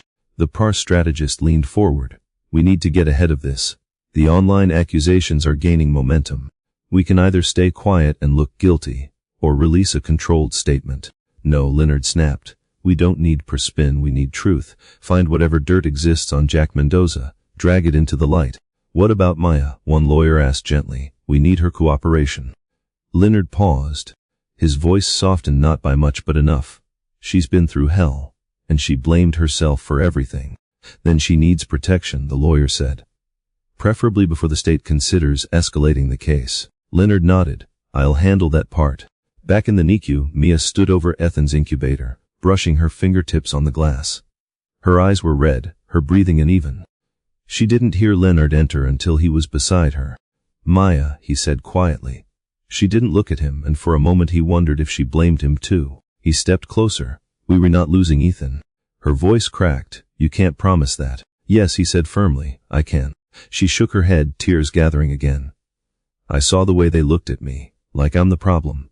Like I'm dangerous. You made a mistake, Leonard said gently, not a crime. But they don't see that. Then I'll make them see it. She finally looked at him, searching his face. Why? Why are you doing this? I'm nothing to you. He hesitated. Then he said the one thing he had been avoiding since the moment he saw Ethan. You re the mother of my son's child, and that makes you family. Maya inhaled sharply, her chest tightening. She looked away quickly, overwhelmed. Leonard continued, voice steadier. I have a team working to discredit Jack's claims. They'll uncover everything. He won't be able to come near you again. Her voice trembled. What about the state investigator? I'll handle her too. You can't just buy your way through.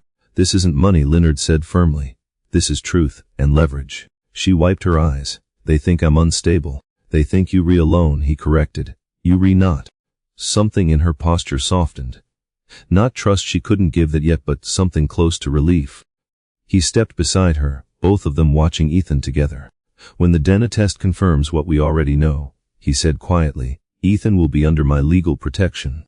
And no one, not Jack, not Victoria, not the hospital, not the state, will be able to tear him away from you. She didn't answer. But she didn't pull away when he placed a steady hand on her back. For the first time in days, Mia let herself breathe. And for the first time in years, Leonard felt he was fighting for something real. The DNA test wasn't ready yet, but the pressure around the hospital had reached a breaking point. Reporters continued hovering outside like vultures waiting for the first sign of collapse. Child welfare investigators visited twice in one day. Nurses whispered every time Maya passed. Even Ethan's doctors seemed guarded, careful with every word they spoke, as if they expected a lawsuit to form out of thin air. But everything changed with something small, something simple, something no one saw coming. It started in the early evening, when a nurse entered Ethan's NICU room holding a small plastic evidence bag. She looked confused, almost hesitant, as she approached Leonard and Maya, who were sitting beside each other in the dim glow of the incubator lights. Mr. Vallace, the nurse said quietly, this was removed from the baby's blanket earlier today during linen change. It appears to have slipped between the folds. We thought it belonged to you. Leonard frowned and reached for the bag. When he lifted it into the light, Maya's breath caught in her throat. Inside was a necklace. A simple silver chain with a small, worn medallion attached to it. Not just any medallion. Ryan's jeweled medallion. Maya covered her mouth, the memory striking her with such force that tears spilled instantly. She had seen that necklace countless times, dangling from Ryan's neck as he sketched in the park, glinting in the sun when he laughed, resting against his chest when he held her. He wore it always. He said it was a gift from his mother before she passed.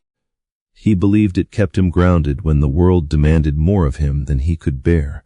Leonard went rigid. His fingers closed around the evidence bag so tightly the plastic crackled. His face drained of color, then flooded with emotion he couldn't contain. He stared at the medallion like it was a ghost. Where his voice cracked, he cleared his throat, trying again. Where did this come from? The nurse pointed toward Ethan. It was inside his blanket. Leonard turned sharply to Maya. His eyes were intense, searching, almost disbelieving. You kept this? Maya shook her head, trembling. No. I gave it to Ethan the night he was born. Ryan wanted him to have it. He told me it was the one thing he hoped his child would carry. Leonard swallowed hard. His throat worked as he tried to speak. This was Ryan's. I haven't seen it since the day he died. The coroner told me it wasn't recovered after the accident. Mia shook her head firmly. No, he had it with him at the lake the last time we talked. He told me he was going to keep it close until the day he came back to us. For a moment, Leonard forgot to breathe. He ran a thumb across the bag, feeling the shape of the medallion through the thin plastic. His mind flashed back to the night Ryan died, police officers at the door. The sterile voice telling him there had been an accident. The crushing guilt of knowing their last conversation had ended in anger. He had thought Ryan died with nothing. He had never imagined Ryan died still holding on to hope. The medallion made that hope real.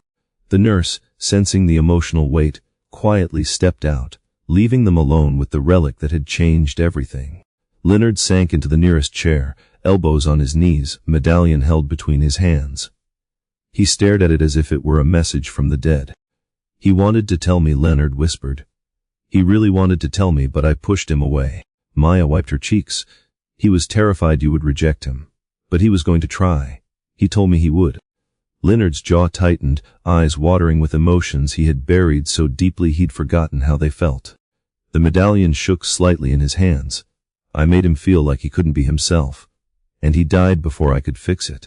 Maya reached out, placing a trembling hand on his arm. He loved you. Even when he struggled, he loved you. And he wanted Ethan to know you too. Leonard looked at her, really looked at her, eyes red, expression stripped of all the billionaire armor he always wore. Did Ryan talk about me often? She nodded, all the time. That admission shattered something inside him. He bowed his head, breathing unevenly as memories flooded him. Ryan at 6 years old holding a paintbrush. Ryan at 10 begging not to go to another business networking event. Ryan at 17 pleading to study art instead of finance. He remembered every moment he dismissed as childish rebellion. He remembered every time he said, "That won't get you anywhere in life." He remembered every sigh of disappointment. And now he sat holding the medallion that proved everything he had overlooked. When he finally lifted his head, something had changed. His guilt was still there, raw and consuming, but beneath it was a powerful resolve, ferocious, unshackable, absolute. He stood. Maya, he said quietly, this medallion is proof. Proof of what? She whispered. That Ethan is Ryan's son. Leonard looked at her with fierce conviction. And that everything Jack Mendoza and Victoria Hale have done is built on lies. This medallion existed only with Ryan. No one else.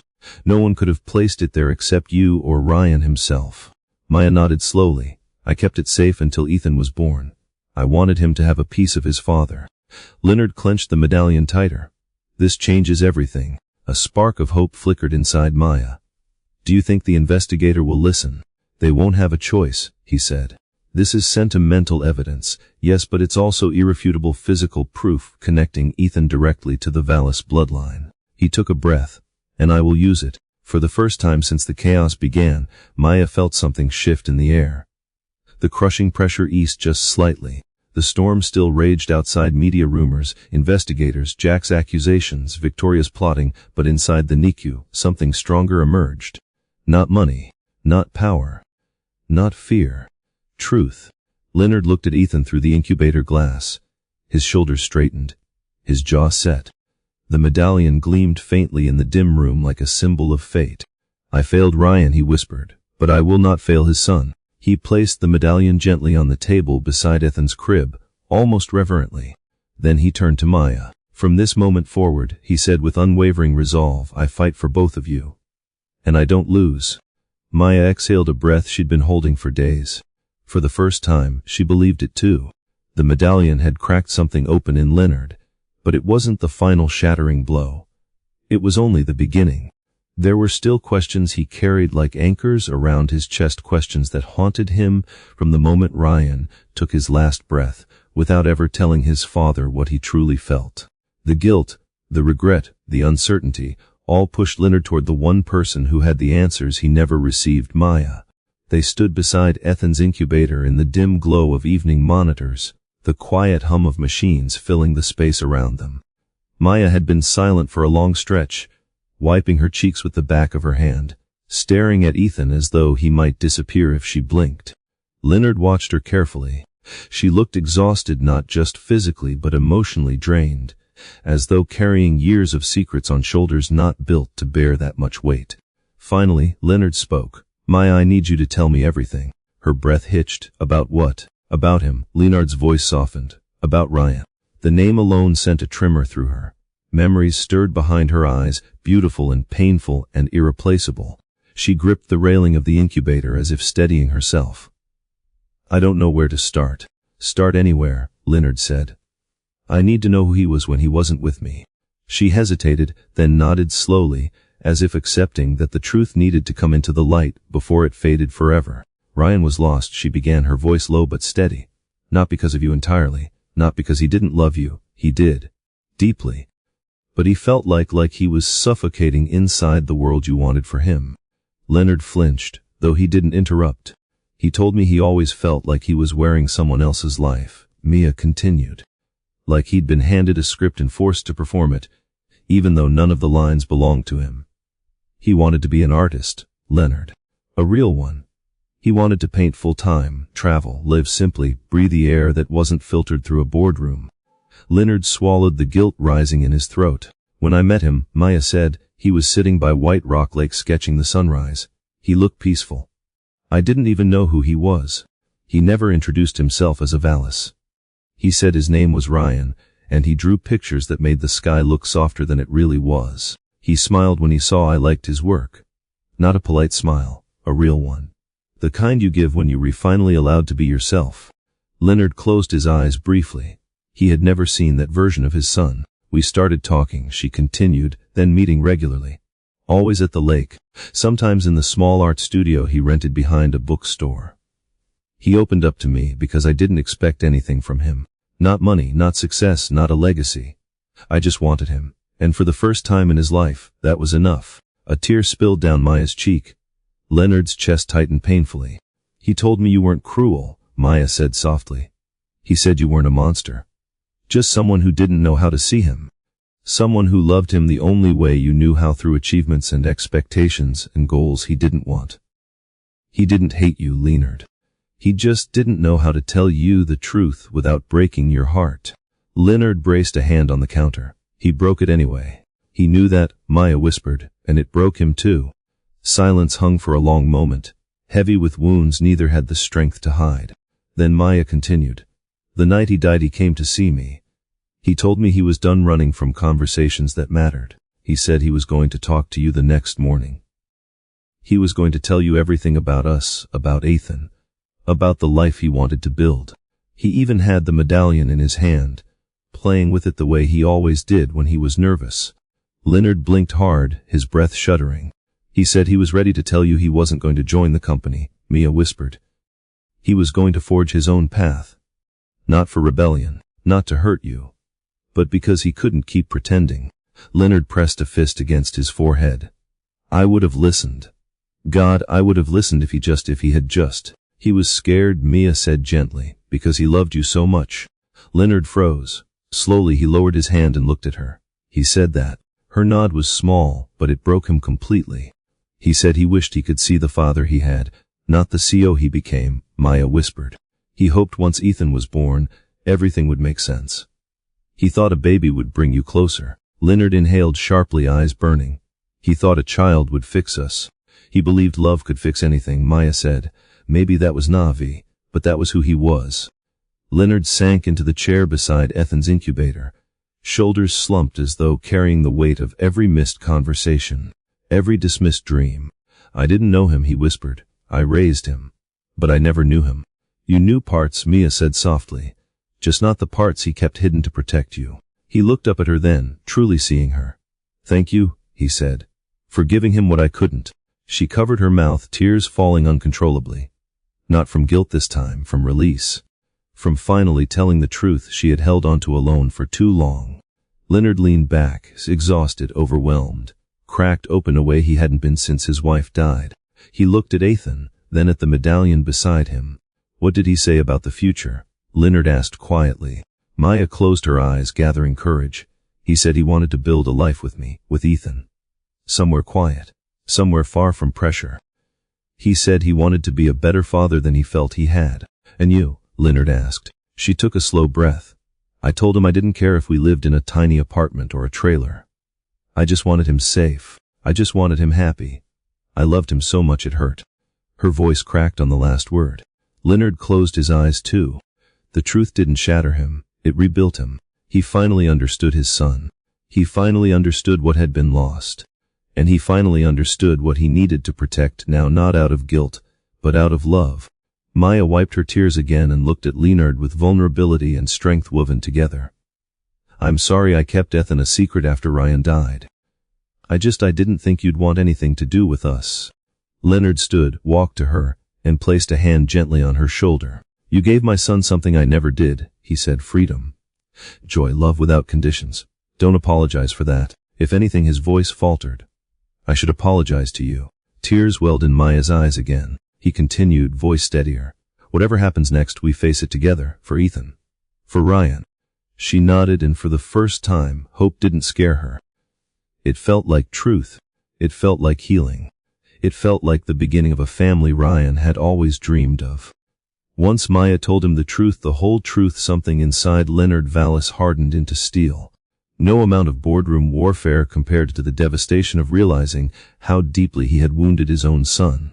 That guilt, coupled with a newly awakened protectiveness over Maya and Ethan, ignited a fury unlike anything he'd ever felt. Victoria and Jack thought they were playing a clever game. They had no idea they had provoked a man who had nothing left to fear. By the next morning, Leonard had gathered every necessary weapon, the medallion, statements from nurses who saw Jack's behavior, a preliminary report showing inconsistencies in Jack's online claims, and a formal letter from his lawyers demanding the hospital freeze any decisions until the DNA test returned. But that was only the beginning. He was done reacting. It was time to go on the offensive. Victoria showed up at the hospital again, this time wearing a perfectly pressed cream blazer, diamonds glinting at her ears, her smile polished into a weapon. She strode into the hallway with the confidence of someone who believed perception could bend reality. She didn't expect to find Leonard waiting for her. He blocked her path before she could reach the NICU doors. His posture was straight, composed, but the fire in his eyes made her falter for the briefest moment. "Leonard," she greeted with a falsely bright smile. "I'm glad you called me. I assume you want to discuss next steps." "We were done," he said. The smile froze, then cracked. "Done with what?" "You," Leonard replied. "Us, everything." Victoria blinked, then laughed lightly as if he were joking. "Leonard, this isn't the time to be rash. You are under extreme pressure. You brought Jack Mendoza into this hospital," he cut in. "You tipped him off, encouraged him, and watched as he threatened the mother of my grandchild." Her face paled. "I don't know what you're talking about." "You do," he said sharply. "You know exactly what you did. You weaponized a desperate man to cause chaos, to cast doubt on Maya, and to undermine Ethan's place in my family."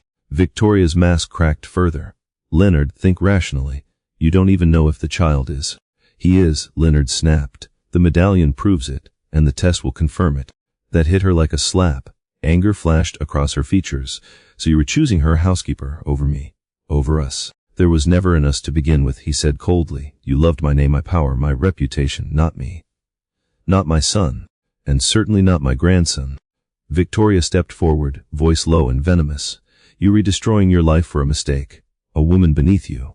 A child that came out of scandal. You think the board will support this? You think your investors will?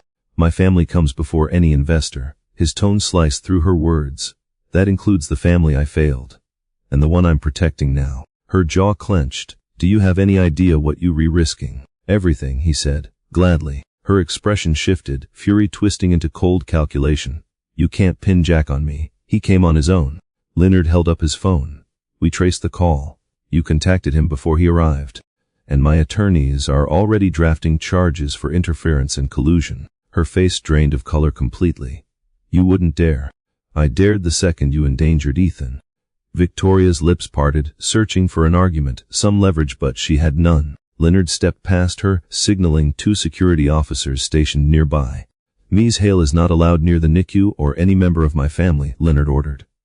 Escort her out. Well, Leonard. You should hope my attorneys stop at a restraining order, he said. Because I'm inclined to go further.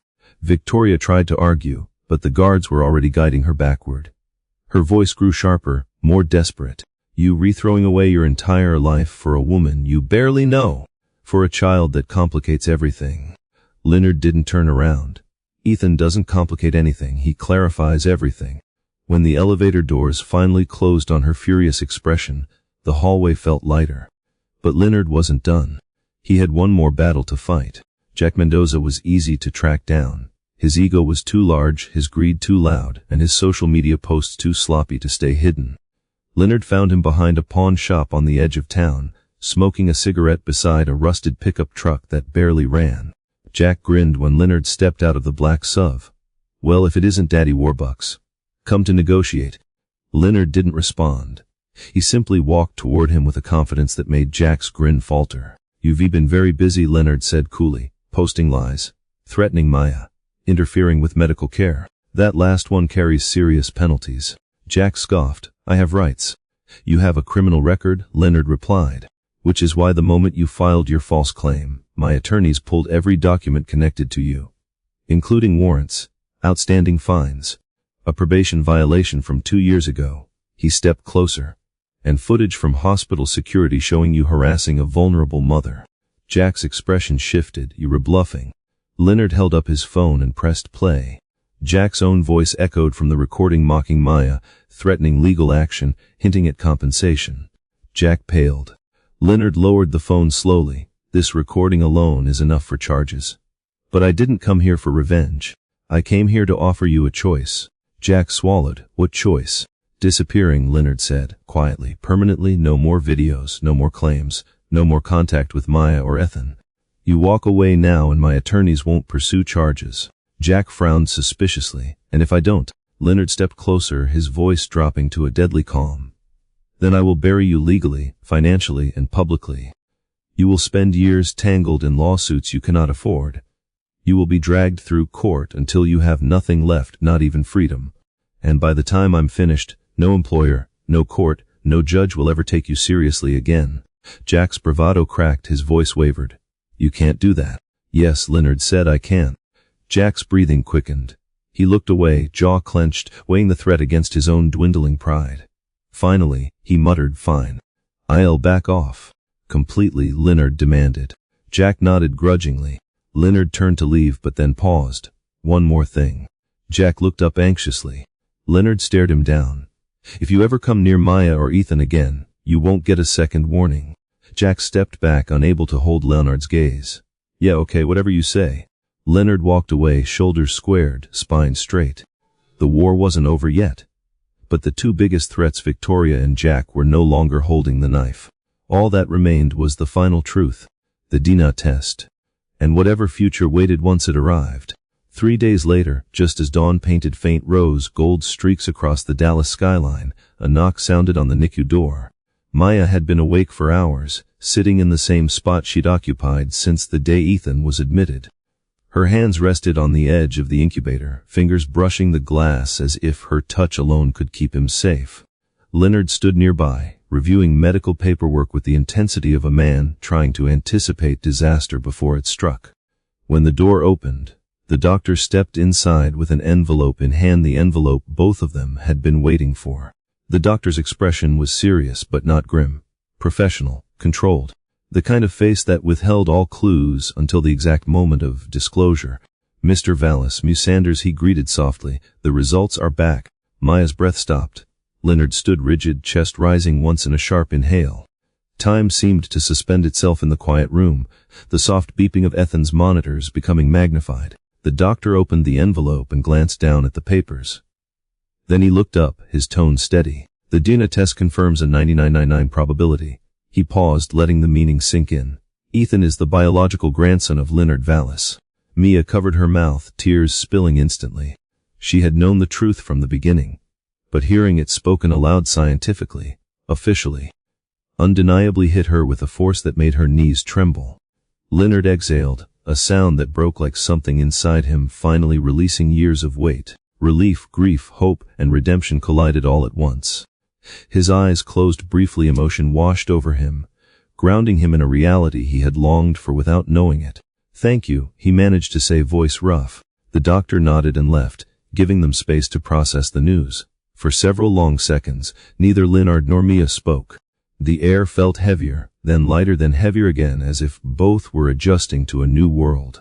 Leonard stepped closer to Mia, his voice softening in a way she rarely heard. "He's really ours." Mia nodded, tears streaming freely. "He always was." Leonard looked at Ethan, then at her. "I'm going to protect him with everything I have. And that includes protecting you." Mia didn't know how to respond. The words felt too big, too powerful, too full of meaning. She simply nodded because anything else might shatter her. Within hours, the entire landscape shifted. The child welfare investigator returned to the hospital, summoned by Leonard's attorneys before she could even finish her morning coffee. She stood in the room, reviewing the DNA results with raised eyebrows. With this confirmation, she said carefully, "There is no longer sufficient cause for protective oversight. The case will be closed." Mia let out a shaky breath she had been holding since the day everything spiraled. The investigator turned to Mia, her tone noticeably more respectful than before. "Ms. Sanders, I apologize for the stress caused by this process.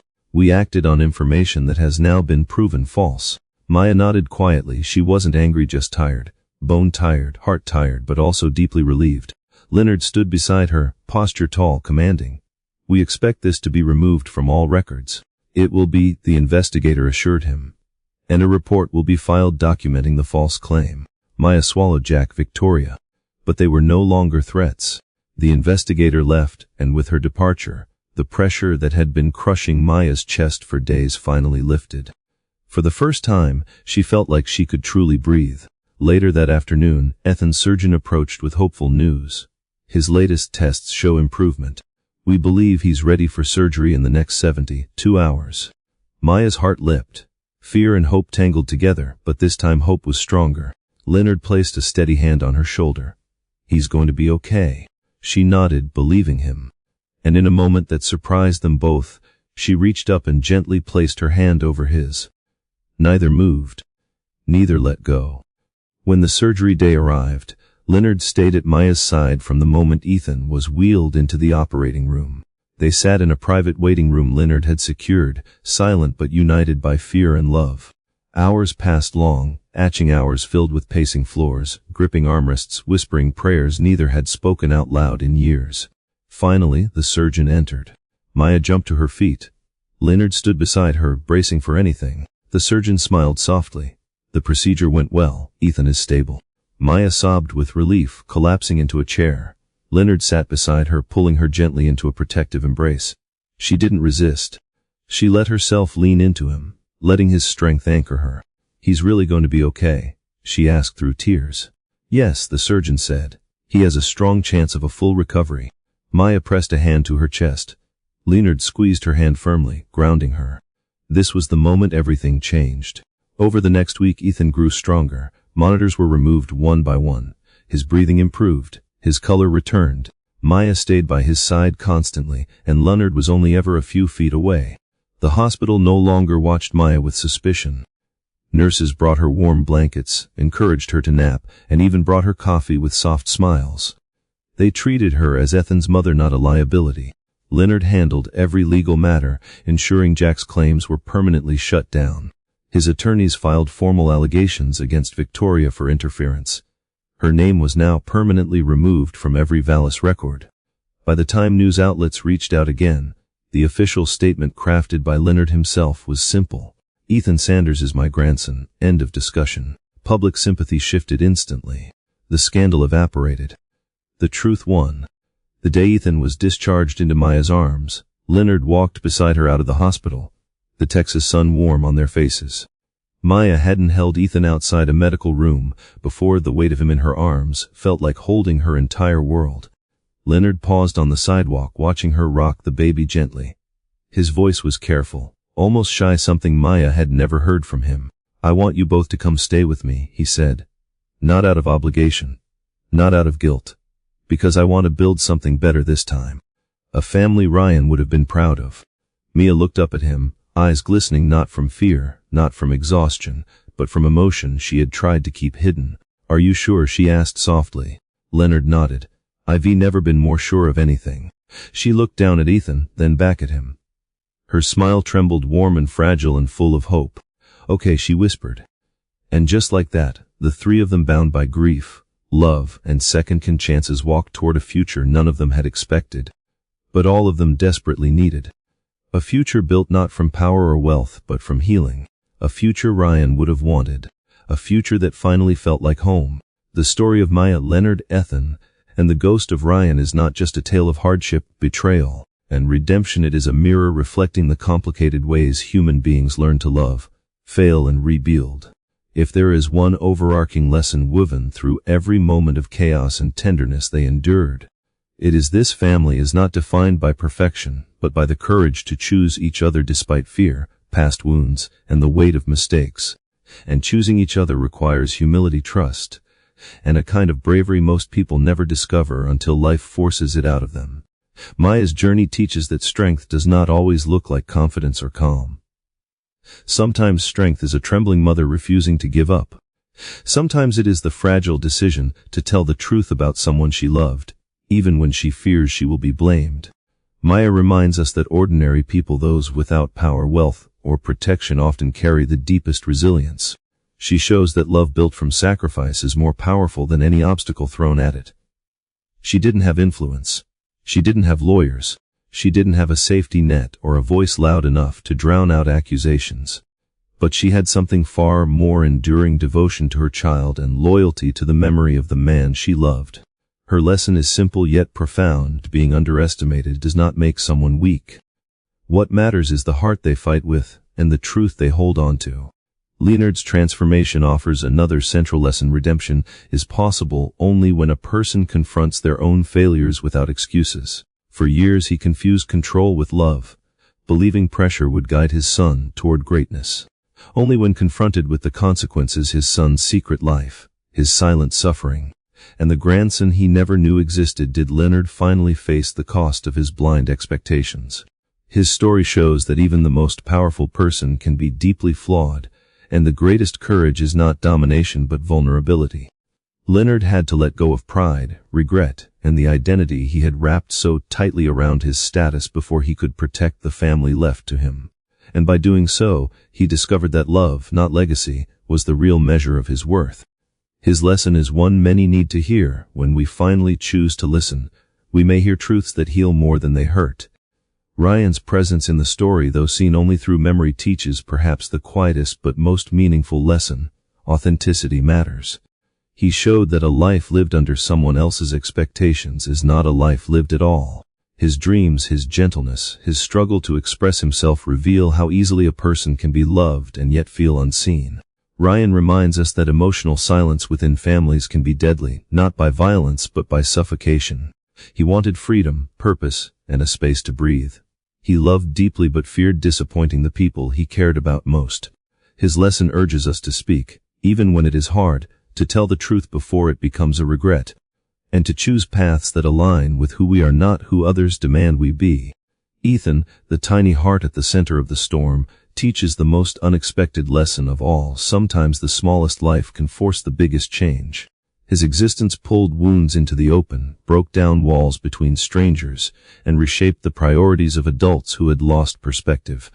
Ethan represents the innocence that deserves protection, the bond that connects generations despite pain, and the hope that lingers even after tragedy steals someone away. Through him, everyone learned what truly mattered: not money, not reputation, not winning, but healing, unity, and the possibility of beginning again.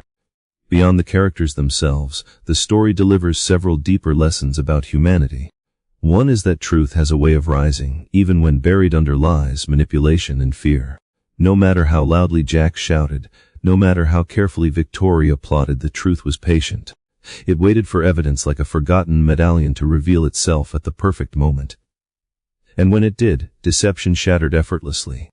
This teaches us that not every battle must be won through force. Some are won through the quiet, undeniable power of honesty.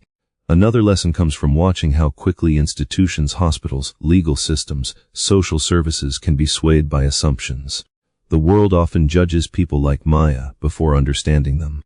It punishes vulnerability and rewards those with resources, even if those with resources are wrong. Yet the story reminds us that systems can also correct themselves once truth is shown. It is a call to be cautious with assumptions, to look deeper before labeling someone as unstable or unfit, and to acknowledge how many lives are shaped by fear rather than fault. Finally, at the heart of the story is a powerful lesson about second chances. Leonard wasn't given the chance to fix things with Ryan, but he was given the chance to honor him through Ethan. Maya wasn't given a stable life or an easy path, but she was given a partner in her fight. Ethan wasn't born into ideal circumstances, but he was given love from people determined to protect him. The story proves that even broken families can become whole, and that sometimes the most unexpected bonds become the strongest foundations. In the end, this story is a testament to the force of compassion, the necessity of communication, and the healing that comes from choosing truth over fear. It reminds us that real love is not measured by perfection, but by the willingness to stand beside one another when the world collapses and rebuild something stronger from the pieces. It is a reminder that family is not defined by blood alone, but by commitment, forgiveness, and the courage to grow. And perhaps the greatest lesson of all, every person deserves the chance to be seen, the chance to heal, and the chance to be part of a family that finally understands them. If you find this video helpful, don't forget to hit like, subscribe to the channel, and turn on the notification bell so you won't miss upcoming videos. If you have any suggestions or questions, feel free to leave a comment below. I'd really love to hear your feedback. Thank you for watching until the end.